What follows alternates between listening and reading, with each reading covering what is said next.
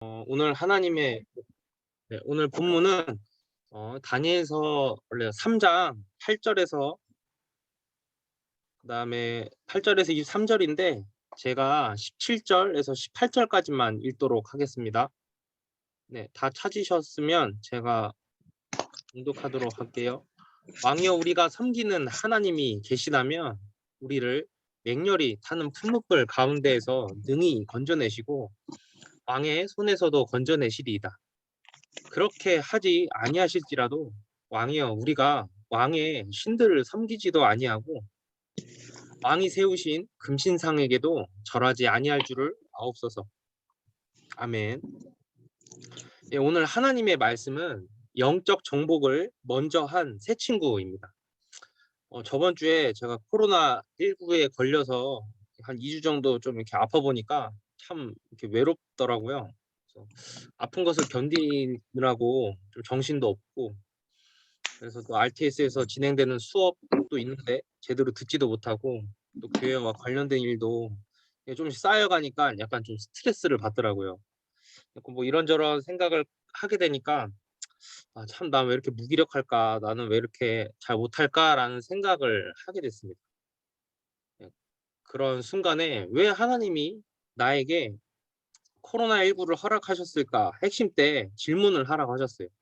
결론 부분에 뭐 이제 문제가 왔을 때 한번 질문해 봐라라고 해서 하면서 이제 강단의 메시지도 깊이 묵상하고 그렇게 하던 중에 지난 이제 어제죠. 어제 금요 예배 때 제게 부딪힌 말씀이 있었습니다. 그게 뭐였냐면 하나님께서 언약 성취를 위해서 나를 부르셨다는 것입니다. 이게 오늘 어떻게 보면은 어, 그 묵상곡을 고른 이유이기도 하겠는데요. 다 아는 내용인데 그것이 내게 생명걸 미션으로 다가왔어. 나는 제가 하는 줄 알았어요. 언약을 성취하는 것도 내가 붙잡고 내가 기도하고 내가 뭔가를 하는 거라고 생각을 했는데 저는 연약하고 부족해서 아무것도 할 수 없어서 낙심하고 이랬었는데, 그리고 또 뭐 복음은 뭐 강해지는 거고 충만해지는 거고 모든 것을 할 수 있는 비밀이라고 다 알고 있었는데, 그게 아니라 본질적으로 죄인된 나를 하나님께서 구원하시기 위해 이 땅에 인간의 몸을 입고 그리스도로 오셨다는 것입니다. 왜냐? 내 힘으로는 절대 불가능하기 때문에 그리스도께서 언약 붙잡은 자를 통해 그 언약을 누가 하나님이 성취하시겠다는 거여서 이게 하나님의, 저는 보좌의 축복이라고 생각이 들었습니다. 내가 하는 게 아니라 언약 가진 자, 즉 언약의 약속의 사람을 통해 하나님이 그 언약을 성취하시겠다는 거였어요. 참 이게 하나님의 은혜로 다가왔습니다.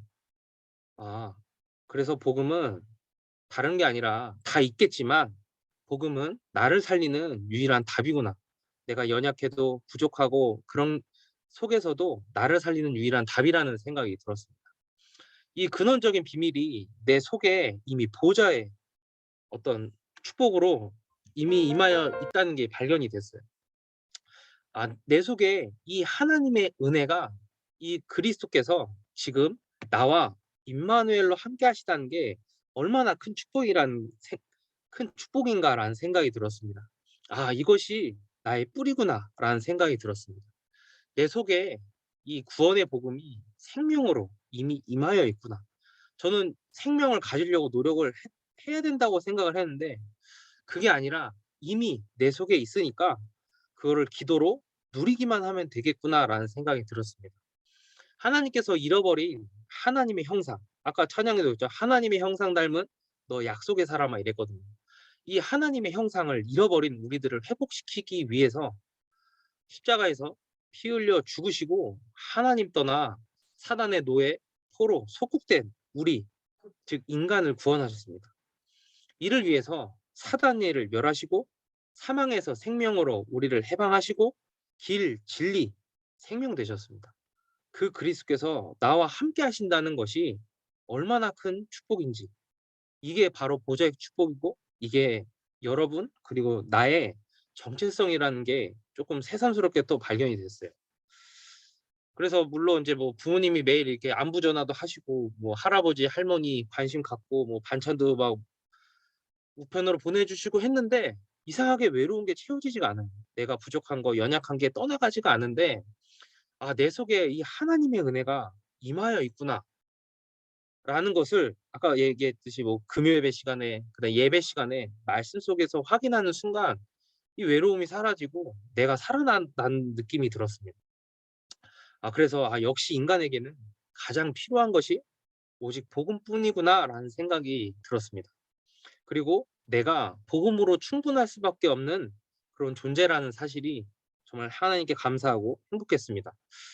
지금 여러분도 스스로 내가 좀 연약하고 어떤 낙심되고 부족한 상황, 환경 속에서 '아 난 왜 이렇게 부족하지? 연약하지?' 힘없는 자기 자신의 어떤 모습 때문에 답답하거나 외로울 수도 있습니다.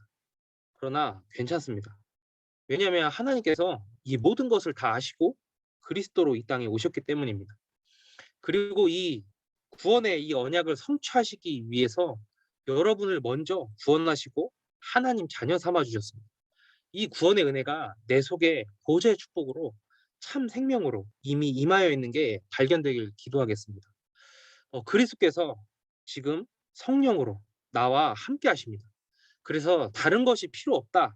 이 말이 아니라 이 참된 복음만 있으면 다 없어도 괜찮은 것입니다. 이 비밀 속에 보좌의 힘, 보좌의 달란트, 보좌의 미션이 숨겨져 있습니다. 이 보좌의 힘 안에 하나님께서 나만이 할 수 있는 오직이 있고 이것에 집중하며 기도할 때 반드시 나와 현장의 유일성의 응답이 옵니다. 이것을 저로 얘기를 하자면 저의 오직은 뭐냐? 지금 중고등부입니다. 그리고 여러분 랩넌트 그다음에 교사 선생님들입니다. 그래서 내가 살 때 여러분이 살게 되는 것입니다. 그래서 나와 현장, 여러분이 현장이니까요. 그래서 이제 곧 중고등부 이제 랩런트들 이제 학교도 좀씩 찾아갈 건데 여튼 그래서 나와 현장을 살리고 과거, 현재, 미래 즉 이 시대를 살리는 재창조의 축복이 이미 임하여 있는 것입니다. 즉 응답으로요. 이것을 우리가 말씀 속에서 매일 찾아가는 것입니다. 이를 위해서 하나님께서 여러분을 구원하시고 창세전에 부르신 것입니다. 즉 여러분은 약속의 사람입니다. 누가요? 하나님이에요. 여러분이 잘 붙잡은다고 응답이 오는 게 아니라 언약의 사람인 걸 알고 흔들리지만 않으면 된다는 것입니다. 그래서 여러분의 그런 나약함, 연약함 모두 다 하나님은 알고 부르신 거예요. 왜요? 언약을 성취하시기 위해서요. 그래서 여러분은 약속의 사람입니다. 이 모든 언약 성취의 여정을 위해서 하나님께서 나만이 할 수 있는 달란트까지 예비해 두셨습니다. 이 달란트라는 건 뭐냐? 하늘 위에서 내린 천재, 즉 재능이죠. 여러분은 아마 고민할 거예요. '내가 뭘 잘하지? 나 같은 건 뭘 잘할 수 있지?' 라는 생각을 하실 수도 있어요. 근데 하나님께서 나와 함께 하시는 이 임마누엘의 비밀 속에서 발견되어지는 하나님께서 나에게 이 시대에 가장 원하시는 것이 즉 달란트고 하나님이 여러분을 부르신 이유입니다. 이것을 우리가 어떻게 발견하냐? 예배 시간에 하나님의 말씀 속에서 정확한 언약으로 내 마음에 매일 메모해 둔다고 하면 그리고 항상 꺼내 보듯이 기도하기만 하면 성취되는 것입니다. 즉 여러분은 그 여정을 흔들리지 않고 말씀과 기도 속에서 가는 것입니다. 이 삶 속에 그 증인이 누구냐? 저저번 주에 말했던 삶 속에 하나님의 말씀을 메모했던 이사야, 마음에 메모했던 다니엘, 그리고 오늘 본문처럼 위기의 순간에서도 자신 마음에 나의 영혼에 각인된 것을 메모한 것을 꺼내 본 이 새 청년처럼 그냥 언약 붙잡고 기도하면 되는 거예요. 그러면 내가 복음으로 살아나고 다른 사람을 살리는 플랫폼으로 서게 됩니다. 이것도 여러분이 '내가 언약을 붙잡아야겠다. 말아야겠다.' 이게 아닙니다. 그냥 하나님이 나를 '이렇게 부르셨구나.'라는 것을 그냥 알고만 있으시면 돼요. 여기서 키는 뭐냐? 오직 복음과 살리는 것이기 때문에 여러분이 절대 살리는 게 아니에요. 여러분의 능력으로 내 생각으로 내가 잘해서 하는 게 아니라 언약 붙잡고만 있으면 돼요.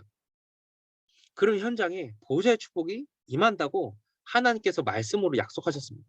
어떻게 해요? 창조의 빛이요. 여러분이 창조의 빛이 있습니까? 물론 있죠. 근데 그건 내 것이 아니라 하나님이 내 속에 계신 겁니다. 즉 임마누엘의 축복 속에 여러분이 있기 때문에 가능한 것이지 여러분 게 아니에요. 즉 빛을 비추는 것도 하나님이지 여러분이 비추는 것이 아니기 때문에 내 속에 이미 창조의 빛이 임하여 있구나라고 정확한 언약으로 붙잡고 기도하시기만 하면 돼요. 이 빛으로 많은 사람을 하나님이 여러분과 만나게 하실 것입니다. 그래서 모든 만남을 살리시기 위해서 하나님이 예비하고 작정된 사람들이 있을 거예요. 그 사람들에게 빛을 비추는 파수꾼으로 여러분을 하나님이 부르신 것입니다. 그래서 그 모든 만남 속에 하나님과의 영적 소통을 통하는 안테나로서 그냥 답을 전달하시기만 하면 돼요. 이 답도 뭐냐? 그냥 말씀 속에서 제가 깨달기만 하면 돼요. 왜 하나님이 내게 코로나19를 허락하셨지? 그냥 이런 질문만 해도 된다는 말입니다. 이것이 하나님이 여러분을 부르신 이유이며 보좌의 미션입니다. 여기서 가장 중요한 것은 내가 무엇을 하고 붙잡는 것이 아니라 내 속에 이미 각인된 뿌리, 하나님께서 내게 주신 은혜 속에서 기도하고 기다리면 된다는 것입니다. 이것이 여러분의 누림이며 여러분의 24 해야 할 것입니다. 출애굽한 모세와 이스라엘 백성이 뒤에서 바로의 군대가 쫓아오고 앞에는 홍해가 섰을 때 모세가 출애굽기 14장 13절에 뭐라고 고백했냐면 모세가 백성에게 이르되 너희는 두려워하지 말고 가만히 서서 하나님께서 오늘 너희에게 너희를 위하여 행하시는 구원을 보라. 너희가 오늘 본 애굽 사람을 영원히 다시 보지 아니하리라. 그때 홍해가 갈라졌습니다. 모세가 정확한 언약을 이스라엘 백성에게 전달할 때 홍해가 갈라지는 역사가 일어났어요. 심지어 이거는 역사도 아니라 그냥 가나안 땅으로 가는 응답 중에 하나였습니다. 정확한 응답이 어떻게 보면은 완전한 응답이 아니라 그냥 과정 중에 하나였다는 거예요. 홍해가 갈라진 게 그냥 과정 중에 하나였다는 것입니다. 즉 여러분에게도 이런 과정이 있을 수도 있습니다. 그 속에서 여러분이 무엇을 해야 되냐? 정확한 언약을 붙잡고 모세처럼 다니엘과 세 친구처럼 붙잡고 기도하기만 하면 된다는 것입니다. 그때 무엇이 임하냐? 보좌의 능력이 내가 지금 있는 현장에 임하게 되는 것입니다. 그 본론입니다. 사건 속에서 영적 정복을 먼저 한 세 친구였습니다. 다니엘 세 친구 시대는 지난 3월 동안 제가 말씀드렸듯이 하나님께서 주신 가나안의 언약을 놓친 이 이스라엘의 바벨론에 의해 멸망한 시대였습니다. 이 바벨론은 어디냐면 지금 이 사진에서 보시듯이 이라크가 있는 곳입니다. 지금 흐르고 있는 강이 유브라테스 강이라고 그 3대 그 문명 있죠. 그 강 문명 그중에 바벨론이 들어가요. 여튼 그 이사야하고 예레미야를 통해서 하나님께서 말씀으로 이스라엘이 바벨론 당시 이 어마어마한 땅을 가졌죠. 이 바벨론에 의해 멸망할 것을 이렇게 정복도 되기도 전에 전달을 했습니다. 이로 인해서 이사야는 므낫세 왕에게 이렇게 반으로 잘리는 죽임을 당하고 예레미야는 시위대들에 갇히는 사건이 일어났죠. 그리고 몇 년이 지나서 실제로 이스라엘은 이 바벨론에 의해서 멸망하고 다윗이 지었던 예루살렘 성전은 완전히 폐허가 됩니다. 이스라엘 백성은 심지어 바벨론의 포로가 돼서 이 예루살렘에서부터 바벨론까지 끌려오게 돼요. 이게 어느 정도냐면은 한 달이 걸려요. 한 달 동안 포로가 끌려오는 거예요. 포로로. 여기서 얼마나 많은 사람들이 죽었겠습니까? 얼마나 큰 고통이 있겠습니까? 뭐 했을 때요? 하나님이 주신 가나안의 땅, 예수가 그리스도로 오실 그 언약을 놓쳤을 때. 이런 시대 상황 속에서 다니엘 세 친구 그리고 이제 다음 주에 할 에스더가 이사야와 예레미야에게 전달한 하나님의 말씀을 정확한 언약으로 붙잡고 바벨론을 미리 정복하는 역사가 일어나게 됩니다. 즉 정확한 언약에 뿌리 내린 그루터기의 말씀이 다니엘 세 친구 에스더에게 성취된 것입니다. 그리고 정확한 언약을 붙잡은 자들과 하나님께서 임마누엘로 함께 하셨습니다. 이사야에게 주신 이 말씀이 성취된 거예요. 이 언약 가진 자들을 통해서 하나님께서는 말씀대로 이스라엘 예루살렘을 다시 회복하셨어요. 저번 주에 제가 말씀드렸죠. 70년이 차면 내가 너희들을 바벨론에서 해방시키실 것이라고. 이 언약이 성취되었다는 것입니다. 다니엘과 세 친구는 하나님의 말씀 속에서 절망 혹은 희망이 아닌 하나님의 정확한 언약을 붙잡은 자들이었습니다. 다니엘서 9장 2절, 5절에 다니엘이 여호와께서 말씀으로 선지자 예레미야에게 알려주신 예루살렘의 황폐함이 70년 만에 그치리라 하신 것을 깨달아서 주 하나님께 기도하며 간구하기를 결심하죠. 즉 뜻을 정한 것입니다. 어떻게 기도했냐? 주를 사랑하고 주의 계명을 지키는 자를 위하여 언약을 지키시고 그에게 인자를 베푸시는 이여 우리는 이미 범죄하여 패역하며 행악하며 반역하여 주의 법도와 규례를 떠났사오며 즉 하나님의 말씀을 놓친 이스라엘에게 임한 재앙이 어떤 것인지를 이 다니엘과 세 친구는 정확하게 본 것입니다. 그래서 다니엘이 뜻을 정한 이유는 하나님의 말씀 속에서 이스라엘이 멸망한 이유를 발견했기 때문입니다. 단순히 나 뜻을 정해야겠다. 말씀 붙잡고 기도해야지 이게 아니라 내가 왜 이 재앙을 받게 됐는지를 말씀 속에서 발견한 것입니다. 하나님의 언약을 놓치고 예수가 그리스도로 가나안 땅에 오실 것을 전달하기보다는 자신들의 의식주를 위해서 그 당시 어마어마한 이 바벨론이라는 이 왕국의 신을 이 바알 신을 섬겼기 때문이라는 것을 다니엘 그리고 세 친구 에스더 이 사람들은 정확하게 알고 있었던 것입니다. 이로 인해서 예루살렘 성전이 파괴되고 이스라엘 백성이 포로로 잡혀온 것을 그 이유를 정확하게 알게 된 것입니다. 즉 이스라엘이 나약해서 연약해서 절대 아닙니다. 하나님의 말씀 속에 있지 않았기 때문입니다. 그래서 바벨론의 왕 누부갓네살 2세에게 바벨론의 포로로 잡혀오게 된 것을 이 다니엘과 세 친구가 정확하게 보게 된 것입니다. 당시에 이 바벨론이라는 곳은 유브라테스강 유역의 신전 도시였습니다. 하늘에 닿는 바벨탑을 쌓던 공법이 남아있는 도시였습니다. 즉 바벨탑이 이 바벨론이 있던 지역에서 섰다는 썰이 있습니다. 이거는 뭐 썰이니까.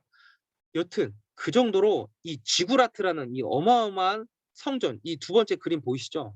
이것을 짓던 곳이었습니다.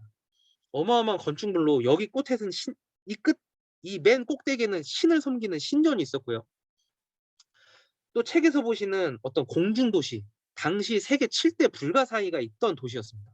심지어 이 느부갓네살이 어떤 사람이냐? 당시 이집트, 아시리아 이 모든 중동아시아의 패권을 완전히 장악한 자였어요. 엄청나게 싸움을 잘하는 왕이었습니다. 심지어 얼마 정도로 이 사람이 똑똑했냐면 포로로 잡혀온 사람들조차 뛰어나면 총리로 등용까지 했던 사람입니다. 그만큼 그릇도 컸다는 것입니다.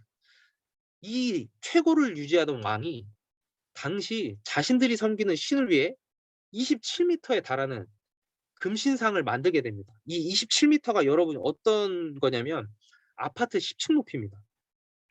지구라트는 500m까지 500m는 좀 아니고 50m 정도 엄청나게 컸다 그래요. 이 강줄기의 반 정도가 바벨론이었다고 생각하시면 됩니다. 그 정도로 어마어마한 높이의 신상을 만들어 놓고 신전을 만들어 놓던 우상 섬기는 국가였단 말입니다. 당시 이 국가를 다스리던 총리 관리들이 누구였냐? 다니엘 그리고 세 친구였어요. 이 사람들을 모아두고 이 우상 문화가 가득한 현장에 하나님이 이들을 보낸 거예요. 왜 보냈는지 한번 보세요. 바벨론의 모든 총리 관리들이 다 모인 이 자리가 한 번 생겼습니다. 신전을 만들고 왕이 기분이 좋은 거예요. 27m짜리 하나 만들었으니까. 그래서 모든 행정 관리 다 참여하라고 합니다. 그러면서 신전을 만들어 놨으니까 앞에다 절하라고 합니다. 그러면서 그냥 쉽게 해주는 게 아니라 옆에 불을 피워놔요. 푸무불을 피워놓고 너희 절 안 하면 다 죽을 거야. 이렇게 하면서 다 절하라고 시킵니다. 사람들이 얼마나 많은 사람들이 모였겠어요. 그 사람들이 이 분위기에 압도돼서 당시 이스라엘만 포로된 게 아니라 여러 나라들 사람들이 포로가 됐겠죠. 그 사람들이 모두 다 절을 하는 상황이 펼쳐집니다. 나팔과 피리 각종 뭐 현악기들이 들리는 잔치 속에서 느부갓네살 왕이 절하라고 하니까 다 절했겠죠. 이러한 죽음의 위기, 절만 하면 살아요. 근데 이 죽음에 절을 하지 않으면 이 죽는 이 위기의 순간 속에서 다니엘의 이 세 친구들이 무엇을 했겠습니까? 절하면은 자신들의 목숨은 살겠죠. 근데 민족은 멸망한단 말이에요. 재앙 속에 있을 수밖에 없는 운명 속에 끊임없이 살게 되는 것을 알았으니까 이 사람들이 절하지 않은 것입니다. 왜냐? 이스라엘이 하나님께서 주신 그리스도의 구원의 언약을 놓치고 우상 숭배에서 멸망했다는 것을 알았기 때문에 절하지 않은 것입니다. 지금 당장 절하면 목숨은 살겠지만 영원한 재앙 속에 빠질 수밖에 없음을 알고 이 다니엘의 세 친구가 정확한 언약을 붙잡은 것입니다. 그러자 몇몇 유다 사람들이 참 같은 나라 사람들인데도 신상 앞에 절하지 않은 사드랑 메삭 이 아벳느고를 이릅니다. 왕, 느부갓네살 왕, 얘네들이 절 안 해요. 이렇게 일렀어요. 얼마나 화가 났겠습니까? 사람들 다 있는데 자신을 무시하고 신상에 절하지 않았다? 감히 내 말을 거역해? 라고 했는데 보니까 다니엘 친구들인 거예요. 다니엘이 당시에 이제 이전에 2장에 느부갓네살 왕의 꿈을 해석해주는 역사가 일어났었는데 그러니까 한 번 더 기회를 줘요. 야 너희들 다시 풍하고 울을 테니까 금신상 앞에 한 번 다시 절하면 봐줄게. 그러면 살려줄게. 이렇게 한 거예요. 왜냐? 너희들을 구원해 줄 신은 없어. 너희들은 지금 포로되었잖아. 저 바알신이 너희 신보다 더 참된 신이 아니겠니? 그러니까 그 신 섬기지 말고 이 신 섬겨. 얼른 절해. 목숨만 살려줄게. 라고 반협박을 합니다. 이에 세 친구가 다니엘 3장 16절에 왕이여 우리가 이 일에 대하여 대답할 필요가 없나이다 라고 합니다. 즉 난 네 말 안 듣겠다 이렇게 완전히 말한 거예요. 어마어마한 자리에 이 분위기 속에서 이 사람들이 이렇게 언약을 붙잡은 것입니다. 위기의 순간에. 그러자 다니엘서 3장 17절 18절에 뭐라고까지 하냐? 우리가 섬기는 하나님이 계시다면 풀문풀 가운데서도 능히 건져내시겠고 왕의 손에서도 건져내시리다. 그렇게 하지 아니하실지라도 왕이여 우리가 왕의 신들을 섬기지도 아니하고 왕이 세우신 금신상에도 절하지 아니할 줄을 아옵소서. 정확한 언약을 붙잡은 것입니다. 어떤 언약이요? 이스라엘에 주신 구원의 은혜, 이 복음을 정확한 언약으로 붙잡은 거예요. 이사야 43장 1절에서 3절에 야곱아 너를 창조하신 여호와께서 지금 말씀하시느니라. 이스라엘아 너를 지으신 이가 말씀하시느니라. 너는 두려워하지 말라. 내가 너를 구속하였고 내가 지명하여 불렀나니 너는 내 것이라. 비록 이스라엘이 포로되었지만 하나님은 하나님이십니다. 자신들이 하나님의 자녀라는 사실을 잊지 않은 거예요. 어떤 하나님이요? 구원의 하나님. 이스라엘의 재앙은 영원이 아니라 순간임을 알고 있었고 정말 영원한 것이 무엇이냐? 하나님께서 이스라엘 백성들을 약속의 자녀로 부르신 것을 이 사람들을 알고 있었던 것입니다. 그러면서 뭐라고 하나님이 하셨던 것을 붙잡았냐? 네가 물 가운데로 지날 때에 내가 너와 함께 할 것이라. 너가 불 가운데로 지날 때에 타지도 아니할 것이요 불꽃이 너를 사르지도 아니하리니 대저 나는 여호와 네 하나님이요 이스라엘의 거룩한 이요 너의 구원자임이라. 이 구원의 언약이 뿌리 내린 구루터기를 통해서 하나님께서는 언약을 이루시겠다고 한 것을 다니엘 그리고 세 친구들은 정확한 언약으로 붙잡고 있었던 것입니다. 그때 바벨론의 흑암이 완전히 무너지게 됩니다. 눈에는 보이지 않은 이 영적인 세계가 완전히 바뀌게 된 것입니다. 보좌의 축복이 새 친구에게 임하게 된 것입니다. 언제요? 가장 위기의 순간, 가장 정확한 언약을 붙잡은 자들에게 보좌의 축복이 임한 것입니다. 왕이 얼마나 어이가 없겠어요. 왕이 분에 가득해서 새 친구에게 풀무불에 던지라고 새 친구를 풀무불에 던지라고 명합니다. 얼마나 화가 나냐면 평소보다 7배로 더 뜨겁게 하라고 해요. 새 친구를 풀무불에 던져 넣었던 군사들이 모두 다 타 죽을 정도였습니다.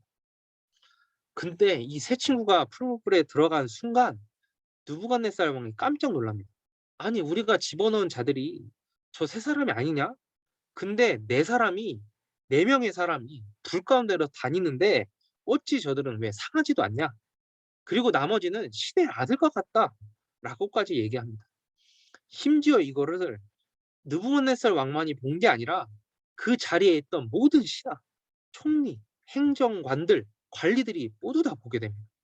놀란 느부갓네살 왕이 이 세 친구에게 푸른불에서 나오라고 말합니다. 그랬더니 세 친구가 걸어 나와요. 거기에 모인 모든 사람들, 즉 금신상 앞에 절했었던, 그리고 그 행사에 모든 참여했던 사람, 심지어 느부갓네살 왕까지도 불에 그을린 흔적도 없고 탄 냄새도 없는 새 친구를 보게 됩니다. 이에 바벨론 왕이 새 친구를 구원하신 여호와 하나님을 찬양하며 조서를 내립니다. 새 친구의 하나님을 경솔하게 말하는 자는 모두 다 처형될 것이다. 왜냐? 다니엘서 3장 29절에 이같이 사람을 구원할 다른 신이 없으리라 라고 얘기하면서 여호와 하나님만이 지극히 높으신 하나님인 것을 느부갓네살 왕과 바벨론에 있는 모든 사람들이 보게 된 것입니다. 그리고 이 새 친구를 통해서 여호와 하나님의 이름이 높여집니다. 결론입니다. 죽음의 위기 속에서 정확한 언약을 붙잡은 새 친구들을 통해서 바벨론에 있던 흑암이 완전히 꺾이게 되었습니다. 그리고 바벨론에 구원의 하나님이 전달되었습니다. 복음이 전파된 것이죠. 새 친구가 뭐 한 게 있습니까? 정확한 언약 붙잡은 것밖에 없어요. 위기의 순간에. 여러분, 전도와 선교는 가장 위기의 순간 정확한 언약을 붙잡은 자를 통해서 성취되게 되어 있습니다. 지금 여러분의 문제, 위기, 갈등은 모두 전도와 선교의 이정표입니다. 그래서 절대 흔들리지 말고 정확한 언약을 붙잡고 기도하며 기다리기만 하면 됩니다. 그래서 여러분이 해야 할 것은 오늘 하나님께서 내게 주신 말씀을 정확한 언약으로 붙잡고 5분 서밋 타임 393을 누리시기만 하면 됩니다. 하나님께서 여러분을 부르신 이유는 여러분의 현장에 복음을 전달하시기 위함입니다. 이 약속의 사람으로 여러분을 부르신 거예요.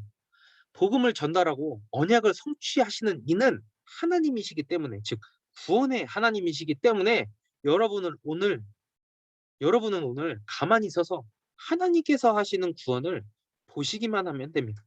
뭐 하면서요? 위기의 순간에서 흔들리지 않을 정도로 정확한 언약을 붙잡고 기도하면 되는 것입니다. 내 마음에 오직 복음만이 충분할 정도, 다른 것이 필요하지 않을 정도로 붙잡고 있으면 됩니다. 이게 여러분의 답이 된다고 생각만 들어도 되는 것입니다. 예, 기도하고 오늘 예배를 마치도록 하겠습니다. 하나님 아버지, 감사드립니다. 오늘도 이 예배 시간을 허락하시며 감사드립니다. 코로나19로 예배를 놓친 랩런트들이 많이 있습니다. 그 아이들에게 예배가 회복되어지고 정말 여기에 모인 모든 랩런트들이 하나님께서 주신 말씀을 정확한 언약으로 붙잡고 기도가 시작되게 하옵소서. 어떠한 위기의 순간에도 흔들리지 않고 나와 함께 하시는 임마누엘의 구원의 하나님을 정확한 언약으로 붙잡고 누리는 자들 되게 하옵소서. 성령이 역사옵소서. 하나님의 말씀을 정확한 언약으로 붙잡고 하나님 앞에 서서 기도하는 자의 언약을 이루시고 기도에 응답하시는 우리 주 예수 그리스도의 이름으로 기도드립니다. 아멘. 예, 주기도문으로 오늘 예배를 마치도록 하겠습니다. 하늘에 계신 우리 아버지여, 이름이 거룩히 여김을 받으시오며 나라에 임하옵시며 뜻이 하늘에서 이루어진 것 같이 땅에서도 이루어지라. 오늘날 우리에게 일용할 양식을 주옵시고 우리가 우리에게 죄 진자에 사하여 준 것 같이 우리의 죄를 사하여 주옵시고 우리를 시험에 들게 하지 마옵시며 다만 악에서 구하옵소서. 나라와 권세와 영광이 아버지께 영원히 싸움나이다. 아멘. 예, 감사합니다.